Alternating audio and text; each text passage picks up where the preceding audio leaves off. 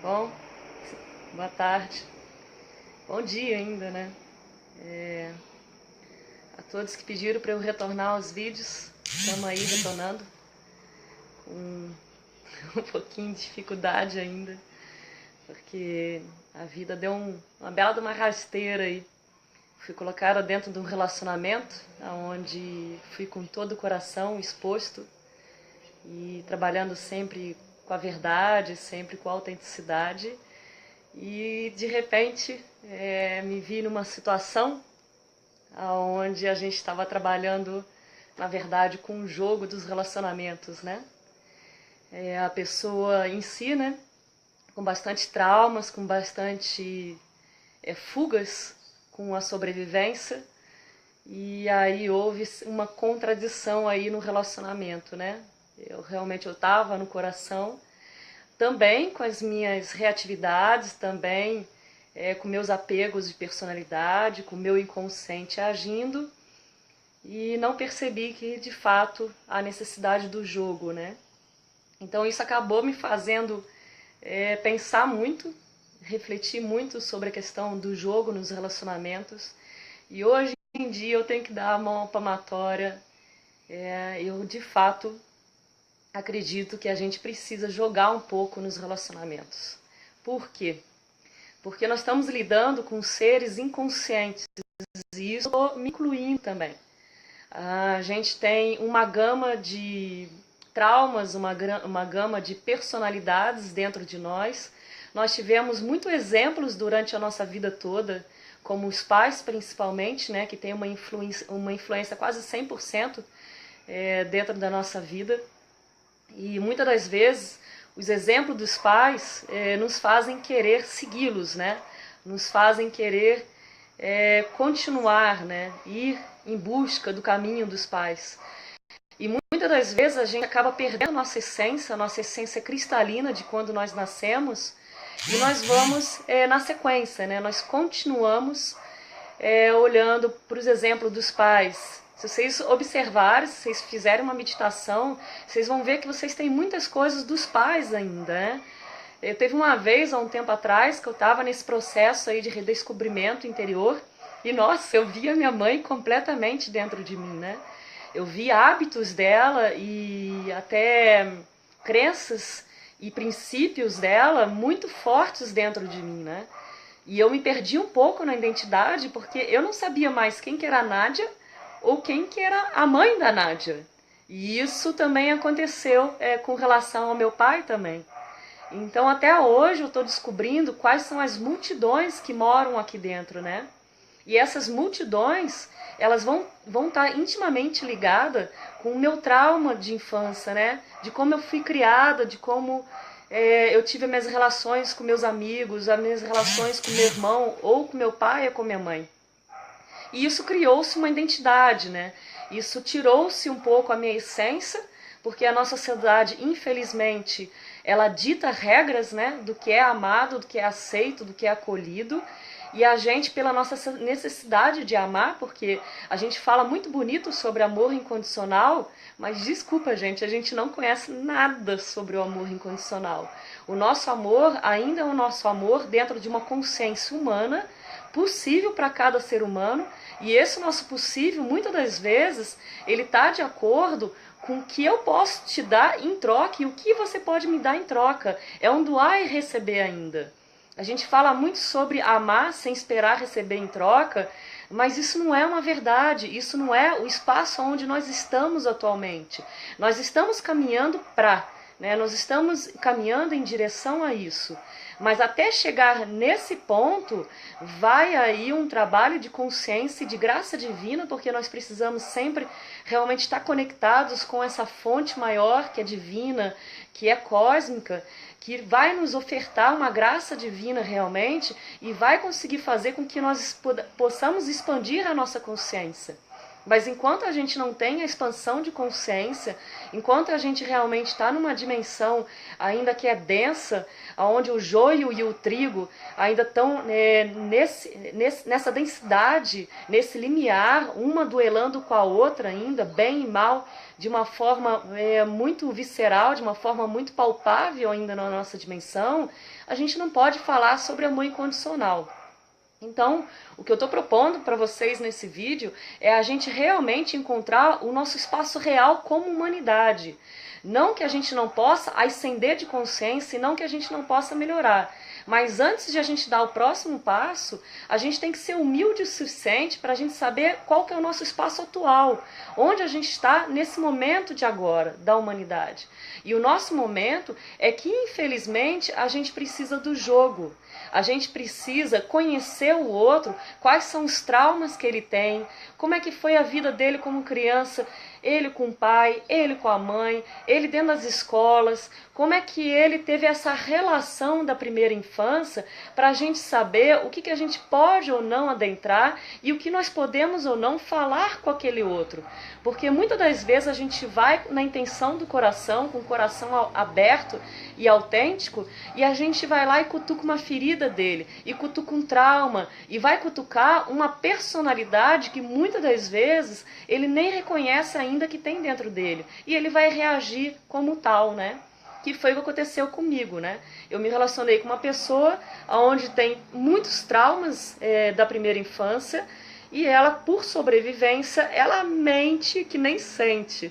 Então, o que acontecia? Ela, numa questão de sobreviver, por uma coisa mais automática, né, mais visceral, mais toma lá da cá, ela precisava mentir 100%, quase tudo que ela falava. Então era difícil se relacionar porque não havia realmente nada ali que fosse concreto, né? Mas é culpa dela? Não, não é culpa dela. Na verdade, o que aconteceu ali é que ela está sob a influência de personalidades, ela está sendo influenciada por traumas, por crenças, ela está identificada com uma personalidade de mentira por uma questão de sobrevivência.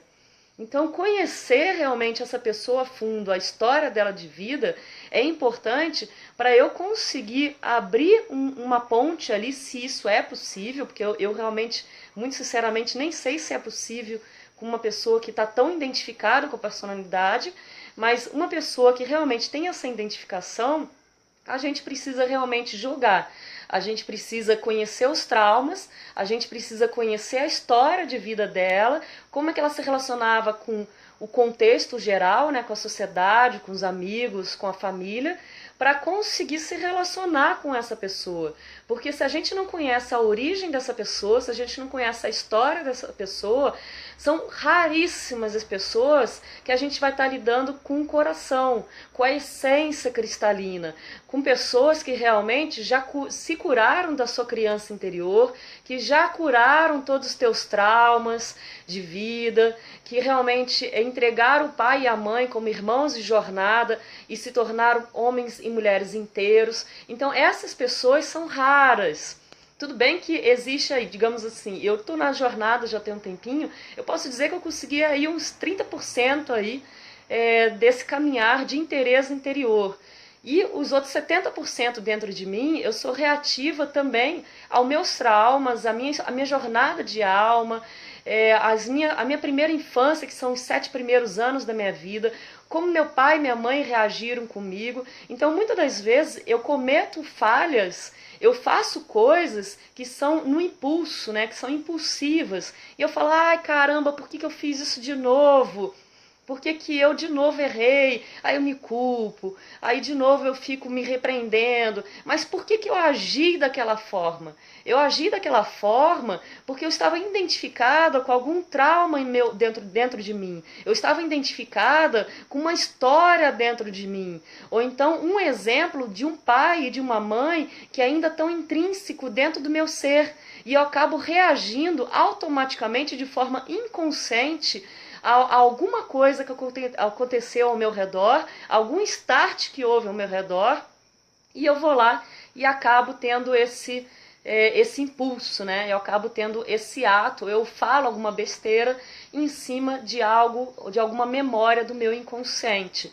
Então, enquanto a gente não limpar toda a nossa memória do inconsciente, o jogo faz parte sim, gente, infelizmente.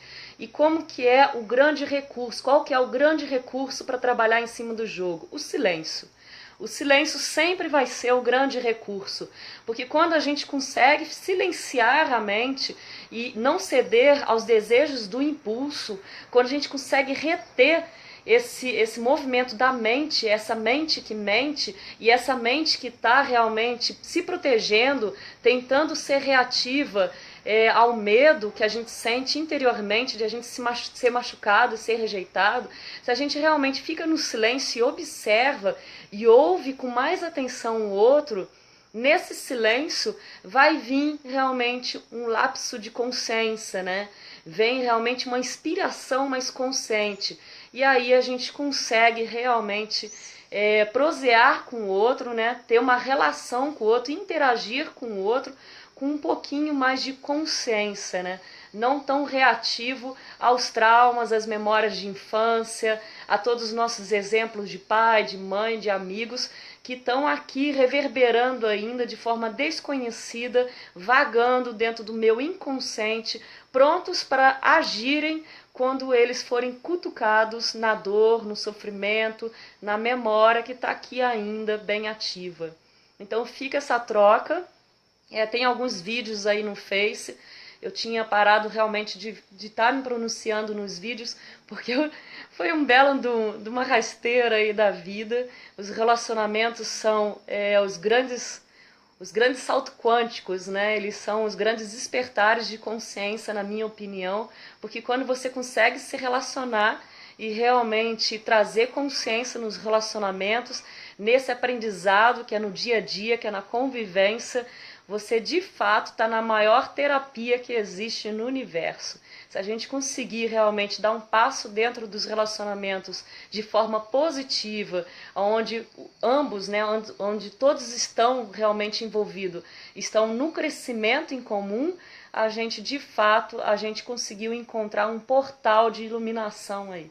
Então que possamos realmente aprender a nos relacionarmos melhor, que possamos realmente ter essa atenção que o nosso mundo, a nossa dimensão, ela ainda está muito imersa no inconsciente, que ela de fato está muito imersa nos traumas, nas crenças, nesses exemplos que nós tivemos na primeira infância, que nós estamos extremamente identificados com personalidades ainda que nos sabotam, que nos fazem mal. Se a gente conseguir realmente aceitar que essa é a nossa verdade, e trabalhar com afinco, trabalhar realmente com força de vontade, determinação para que a essência floresça, a gente de fato vai encontrar aí um portal, uma ponte para a gente exercer relacionamentos mais saudáveis e ter uma vida mais saudável. Eu realmente, por estar apaixonada, por ter realmente florescido o coração para o relacionamento, perdi isso do foco, me envolvi de coração aberto, bem florescido, mas esqueci que a maioria, e também incluo a mim, né, estamos dentro de um mundo de inconsciência e a gente precisa lidar com sabedoria, sabendo que nós estamos aí num mundo ainda que precisa de bastante cura, inclusive a nossa própria cura interior, né? Então fica essa troca, se alguém tiver algum tema para vídeo, fiquem à vontade para colocar aí nos comentários ou me chamar em inbox. Eu vou tentar retomar aos poucos, né? Eu precisava estar alinhada de novo com a conexão com Gaia, com Pachamama, com o Grande Espírito, para estar ofertando realmente uma verdade que flui aqui dentro do meu coração, né? Ao menos isso, né? Sem jogo, mas com o coração florescido aos hermanitos facebookianos aí. Gratidão, um bom dia de luz a todos e vamos que vamos por todas as nossas relações. Arro!